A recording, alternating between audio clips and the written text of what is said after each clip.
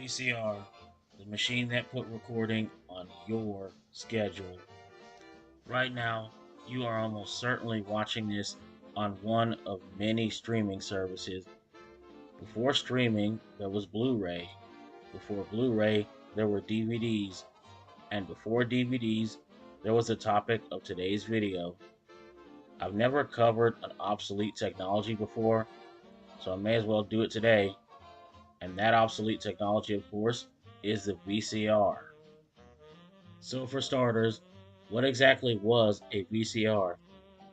A VCR, short for video cassette recorder, of course, was an electromechanical device designed to record analog audio and video onto a magnetic tape housed inside of a protective plastic cassette.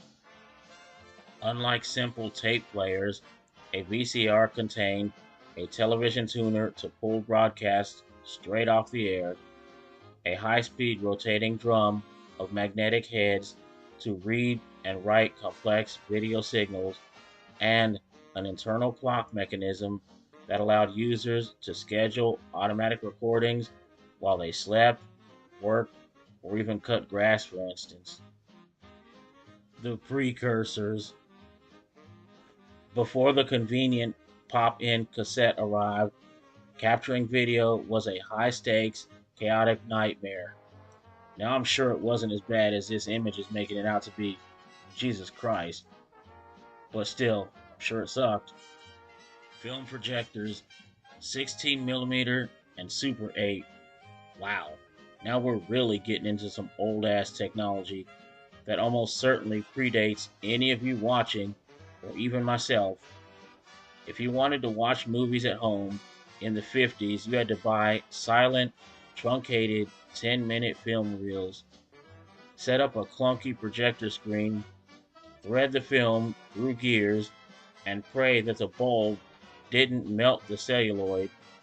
In other words, they were terrible, and you had to do way too much work just to watch a film that you couldn't even hear. The Ampex VRX 1000, the granddaddy of videotape recorders, was the size of a whole ass commercial washing machine. It cost $50,000. It gets worse. Roughly around 500,000 in today's money. It used gigantic open reels of 2-inch wide tape and required expert precision and specialized training from a master technician to align the heads. They were so difficult. Open-reeled VRTs, or videotape recorder, of the 1960s. Early non-cassette videotape recorders brought videotape down to somewhat affordable levels for schools, but the catch was that users had to thread naked, delicate, magnetic tape around spinning metal drums. One slip meant a room full of magnetic spaghetti. Now imagine this happened a lot. Some of you have probably even seen this happen before. Cartravision of 1972, an ambitious but tragic failure. This thing was a gigantic TV cabinet with a built-in cartridge-based tape player that let you rent movies, but you could not rewind them yourself. In fact, stores had to use a special high-speed rewinder so you couldn't rewatch them for free. I could see that back then, but now that I'm thinking about it, I'm actually wondering how long it'll be before streaming services start trying to pull some shit like this nowadays. I guarantee it's coming where you'll have to pay an extra fee to rewatch a movie on a subscription service you're already paying for monthly. Okay, so those were the precursors, but who created the actual VCR? Fair warning, before we get into this list, I'm probably going to butcher some of these names. It's not going to be on purpose, but it's probably still going to happen. Number 1, the Ampex team, led by Charles Ginsberg and Ray Dolby. Active years 1951 to 1956. They created the Ampex VRT 1000, the one I spoke about earlier.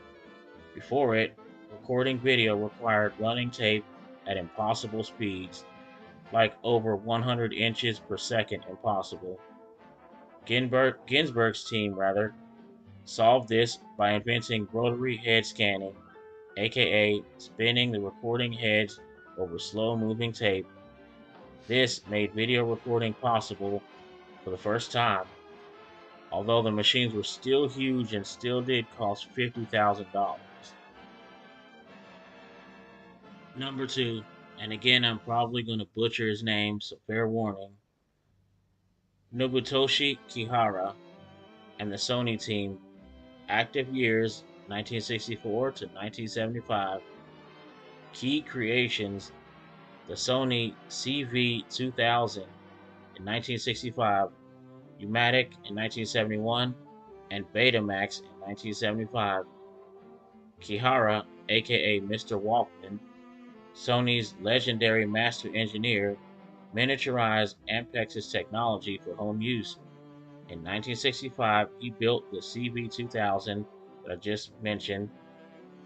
This was the world's first open reel home VCR. In 1971, his team co-developed Umatic and introduced the world's first true plastic video cassette shell. And in 1975, because he just wasn't done yet, because he's the GOAT, he unveiled the Betamax SL6300, officially launching the world's first successful standalone consumer VCR. Number three, and again I apologize if I mispronounce these names, Yuma Shirahashi and Shizuo Takano, aka JVC, active years 1971 to 1976. Their key creation, the VHS and JVC HR3300. Working in near secrecy at JVC to avoid corporate budget cuts is very smart. Engineers Shirahashi and Takano created the VHS format. They designed a machine that used cheaper 2-hour tapes, ones long enough to hold an entire movie or sports game, whatever, etc., licensed their designs freely to rival manufacturers. Their JVC HR3300 VCR launched in late 1976 and ultimately won the home video format war against Sony's Betamax. When they played their game close to the chest, they took unusual risks and they won, and I give them much respect for that. Number four, Philips, led by Lou Otten's division, active years 1972 to 1979. Their key creation was the video cassette recording VCR format N1500. Dutch electronics giant Philips developed the European home video market. In 1972, they launched the N1500, which actually coined the literal trademark name VCR. Their system stacked the tape spool vertically inside the cassette rather than side by side. While popular in Europe, high costs and short recording times caused it to be overshadowed globally by VHS and Betamax. But why? Why create the VCR in the first place? The main driving force behind the VCR was solving the TV network scheduling dilemma, as networks spent millions rebroadcasting live content across time zones using expensive film. Engineers realized that cheap magnetic tape could record live feeds for easy delayed broadcasts, but once the tech miniaturized for consumer use, companies unlocked a gold mine. This allowed everyday viewers to break free from network schedules and control their own entertainment. The VCR's impact on society, as well as some common uses.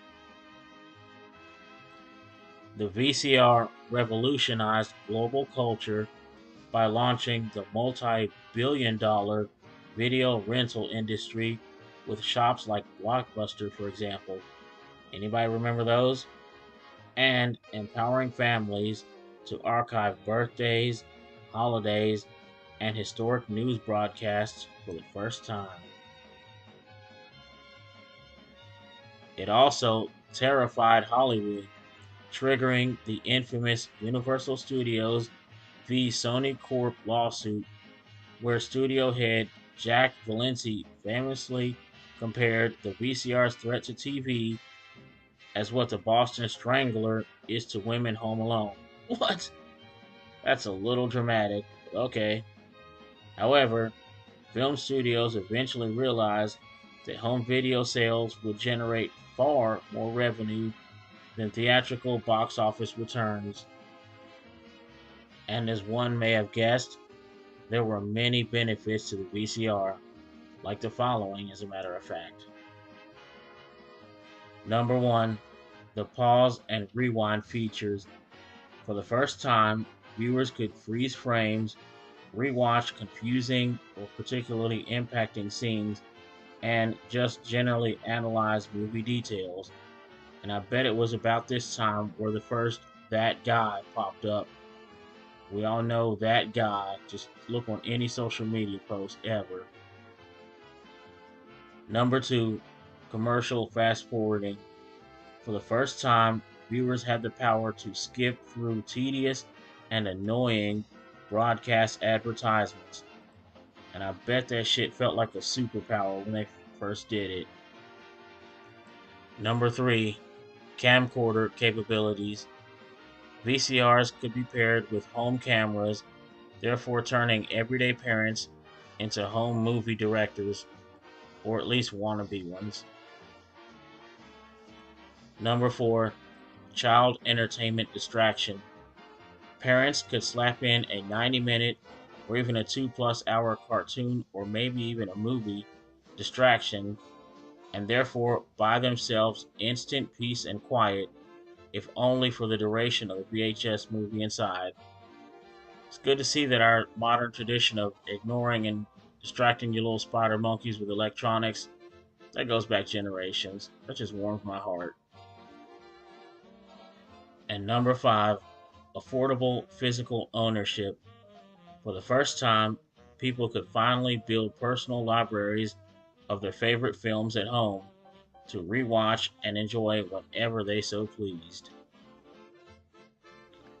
Of course, like all tech, for every benefit there was a drawback, like these five here, for example. Number one, the old infamous tape eating. Occasionally, the internal transport mechanism would chew, tangle, and shred your favorite movie tape into a fine dining, chef quality black ribbon salad, or black ribbon spaghetti if you prefer your carbs of sadness. Number two, magnetic sensitivity. This one would get old really quick. Storing tapes near speakers or magnets would corrupt and or completely erase recorded data. Imagine going to watch or rewatch your favorite show. You know you recorded it, but then you discover it's been completely erased simply because of where you stored your VCR. Number three, quality degradation over time. Unlike today's endless streaming, VCR recordings had a shelf life. In fact, every time you played a tape, physical contact wore down the magnetic particles, and therefore it slowly ruined picture quality.